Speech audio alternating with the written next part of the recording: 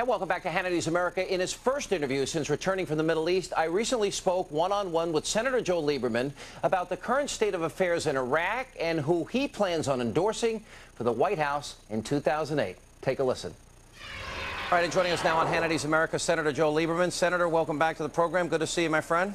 You too, Sean. Always good to see you. Thank you. Let's talk about this. Is now you just got back. How many trips have you had to Iraq? What number was this you just got back from? I think this was 6th. It might have been my 7th. Last time I was there was December, so it's about a 6-month separation.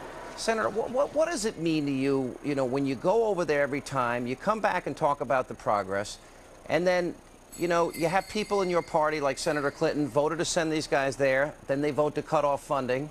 You were very critical of the comments of Harry Reid, the war is lost.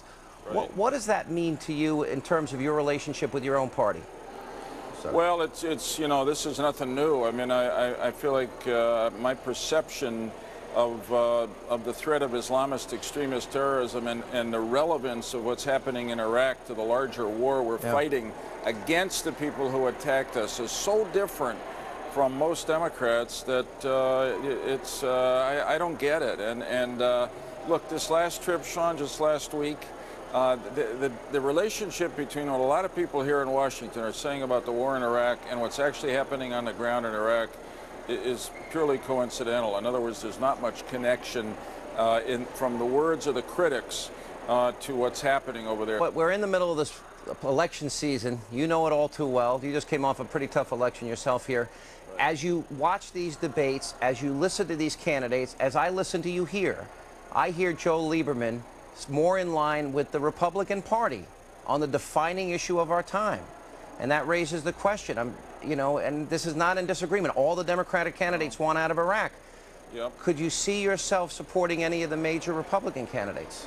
I definitely could, Sean. I mean, I got to tell you, just to be talk straight to you and those who are listening, so far in all the debates and public statements, it's certainly the leading Republican candidates for the presidential nomination that I'm much more consistent with on the defining issue of our time. You said it, and I agree with it, which is the threat of Islamist extremist terrorism, much more in line with them than the leading Democratic candidates. And it is why I have made up my own mind. I'm not getting involved in this presidential contest until after the two parties have their presumptive nominees. And then I'm going to support whichever candidate I believe will best serve America regardless of party, and obviously that could include the presumptive Republican nominee. I mean, when John Edwards says that the war on terror is a bumper sticker slogan, I'll tell you, from my trip to Iraq, to the Middle East last week, I went to 3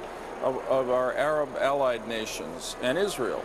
And they know, the Arabs and the Israelis, that the war on terror is not a bumper sticker slogan for politics. It is a reality that they live with every day. And of course, we should too. I agree with you too, completely. Is there any one person running for president, Republican or Democrat, that you think, you say they speak, besides, I'm not running, but I know when I speak, you say amen. But you say, that's me, that's my position, I can support that guy. Well, look, John McCain and I are just the closest of friends. So when he speaks about Iraq, Afghanistan, the war on terror of the world, I agree with him. I think Rudy Giuliani has been very strong. Yeah. And I will tell you something else, Sean, because the way whatever you think about it, the way the primaries are set up now, the left and the right drive the nominees. But what's interesting to me so far is that it's on the Republican side, whether you agree or not, that at least 2 of the candidates have had the nerve to disagree with what the conventional political wisdom is of the base of the party. I'm talking about John McCain on immigration and Rudy Giuliani on abortion. I haven't seen any of that willingness to take on any of the vested interest groups within the left of the Democratic Party by the leading Democratic candidates. That's a great observation. All right, in the state of Connecticut, your state, if it was Rudy Giuliani versus Hillary Clinton today, who do you think would win? Well, it's real interesting to say, and I believe that I'm correct in saying that there was a poll that indicated that Rudy would be ahead. I think that's true. So what's fascinating is that And we've talked about this. If you ask people generically, are you going to favor a Democrat for president in 08 or a Republican? The Democrats are ahead 10 or 12 points. But when you put the names in, Giuliani is ahead of most everybody. I'm not just talking about Connecticut, but nationally. It's close. McCain is ahead of most of the candidates most of the time. And I think what that says is exactly what we're talking about, and I hope the Democrats listen to it. Do you think Rudy would be a good president? You're not trying to get me to, you know, I said I'd wait till next February to decide.